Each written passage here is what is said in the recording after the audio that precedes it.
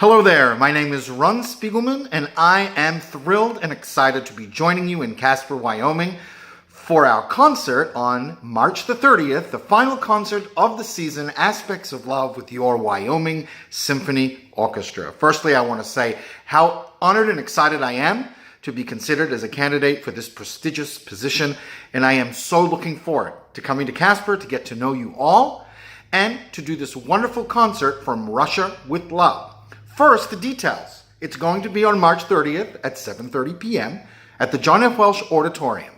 Now, you can purchase tickets from the Wyoming Symphony box office by calling 307-266-1478, or if you're out and about, and I hope to be as well, because I want to explore your wonderful city, you can purchase tickets at Windy City Books or at the Hill Music Company. So, I want to tell you a little bit about the program first, and then a little special announcement about what we're going to do in the pre-concert talk at the Lyric at 5 p.m. on March the 30th. That's that Saturday, March the 30th. So the concert is simply filled with extraordinary melody and color and passion. Russian composers through history exhibit these traits in all of their music. It is a concert filled, for instance, with great storytelling. The overture to Ruslan and Ludmila by Mikhail Glinka is not performed very often. In fact, the opera is almost never performed, but the overture is one of the most popular in symphonic music, and you'll hear why.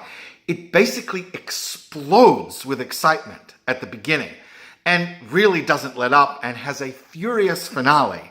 Now, the interesting thing is the story, because the story, and I won't go into it here, but let's just say it's about a lady who is captured by a wizard and a dragon, and it is the effort to rescue her. So this literally is the first Game of Thrones.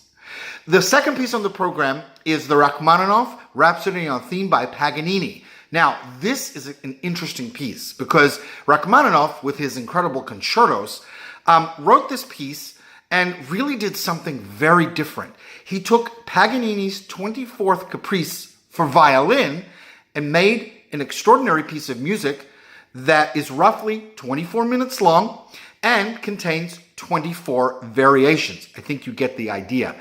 It is a piece of extreme virtuosity for the pianist, and we are so lucky to have Dee Wu, a friend of mine, who was a prize winner at one of the Van Cliburn International Piano Competitions that I used to work for.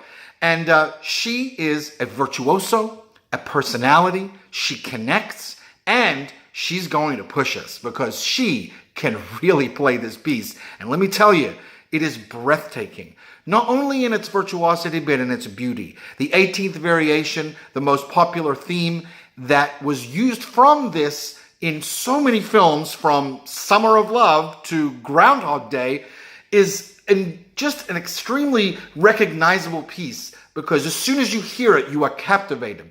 Here's the thing though, Rachmaninoff didn't actually write it. All he did is he took the variation, he took the 24th Caprice, and he actually wrote it backwards, slowed it down, and that's the theme. As soon as you hear it, I think whenever I hear it, I think of ice skating because so many ice skating duos have used this to exhibit their skills and their virtuosity. Now, one last little fact about this piece. When you come to the talk, I'm going to tell you how the 24th variation was actually named after a popular liqueur. Seriously. Anyway, after the intermission, we're going to be performing Tchaikovsky's Romeo and Juliet. Passion, drama, and a storytelling like I don't think any other composer could do. He, in 20 minutes, encapsulates this tragedy, this love story for the ages. And so in the orchestra, you will actually hear the themes of the characters and how it all comes together, and with this incredible finale in which it really tells the story of eternal love. Tchaikovsky, of course, was also known for dance with ballet, and there is some of that in this too. And like the Rachmaninoff, the love theme in this is also one for the ages and is timeless because it is used even to this day in so many ways. In different TV commercials, movies, soundtracks, video games. Yes, seriously. Anyway, we're going to end with one of my favorite pieces of music ever by Nikolai Rimsky-Korsakov. This is the Capriccio Espagnol, which started as a work for violin and orchestra, but he ended up making it a mini concerto for orchestra because there are several solo moments for clarinet, violin, harp, flute, and snare drum, and each section is highlighted. It is 15 minutes. It is through composed, and it is absolutely spectacular because what Rimsky-Korsakov did is the equivalent of changing black and white TV into color TV. He simply made the orchestra one of the most amazing palettes. And from this piece of music, so many composers have been able to take it and use it as a template to, in a sense, show what different color combinations an orchestra can achieve. He did that with this piece. In some ways, it's like the Rosetta Stone of music. If it wasn't for this piece, then the music of Stravinsky, for instance, with all of its millions of colors, would be vastly different. Stravinsky was his star pupil. So that is a little summary of our program. I cannot wait to get there. So in the comments to this video, you could give me tips on great restaurants. I really like ice cream. So any tips on that would be very welcome. But again, the concert is March 30th, 7:30 p.m., John F. Welsh Auditorium with the Wyoming Symphony Orchestra. I cannot wait to be there. Oh, and one last thing. 5 p.m.